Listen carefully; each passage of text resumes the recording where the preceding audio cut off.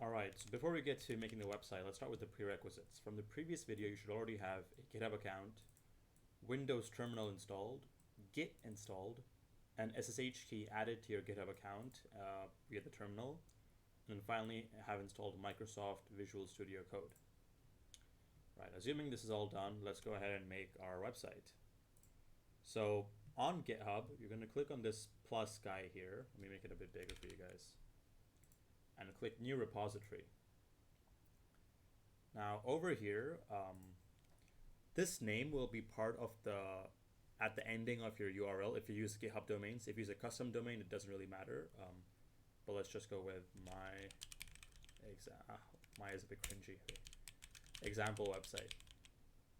Yeah, and then a demo to show how to use GitHub pages for hosting a static website. Of course, you might want to put something more relevant to you.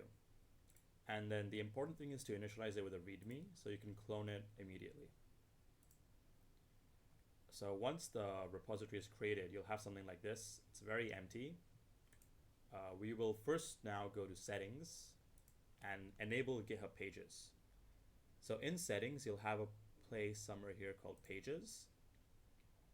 And then it'll ask deploy from branch. So we'll just stick with deploy with branch, and then choose the branch as master. If your master is set to be main or the naming thing, then do that before me as master. So master and then /root, perfect, save. And then this will say that it has been done, is it?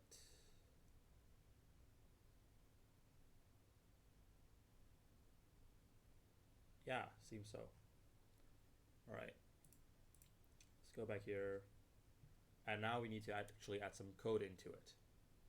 So we're gonna clone this using SSH. So code, local SSH, copy this thing. And then in Windows terminal, we're just gonna put, keep it small, git clone, and then that link, enter. So we'll now download the repository locally, go into it, so cd example website, and you'll see if you ls, you have readme here. Okay, we're now going to open VS Code in this folder, so code dot, across the authors. Okay, cool, we're in. Now for a website, the main file has to be something called index.html. And if you don't know any HTML, we're just going to make a very basic website, HTML, body, and then a title as well. So the title is what comes in the top of the browser thingy. So let's just call it demo website. And in the body, we're going to put a h1 saying hello and welcome. And then maybe a paragraph tag saying this is just a demo or something like that. Okay. Now you can press Control and the backtick symbol, so it's Control plus this guy. It's above the tab key on most keyboards, and that will bring up the internal terminal. So I just pressed it and the terminal came up. Make this bigger as, oh shit. Okay. Let me keep it this way.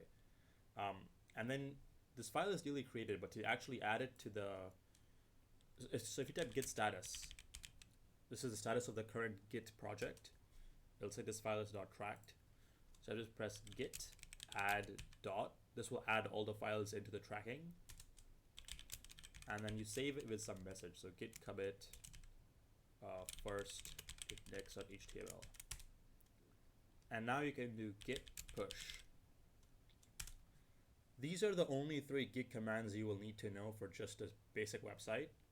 There's a lot more to Git, but it's not relevant to if you just want to use GitHub pages for a website. So now that it's pushed, let's go back to GitHub and refresh. Cool, so now that there's a index.html, so this content you see here is just the README file, it doesn't matter. The index.html is our actual website. And if you go here on deployments, you now see this thing called GitHub pages. So if you open that, it will have a link to your website. Now it's still building the first index of HTML. So this was the message, if you remember, we put in before we did git push. So GitHub is right now taking this and putting it onto this website link you see here. It'll be different for you, but it's basically your username.github.io / the name of your repository. So mine is example website. It's taking a minute. All right, done. So now you can click this icon or click here to go visit it. And yeah, that's your website. So play around with HTML, CSS. You can even do some basic JavaScript. But now you have your own website in pure vanilla HTML that, well, you technically don't own it. It's on GitHub, but hopefully this is at least a starting point to making your own websites. Cool. Thanks for watching.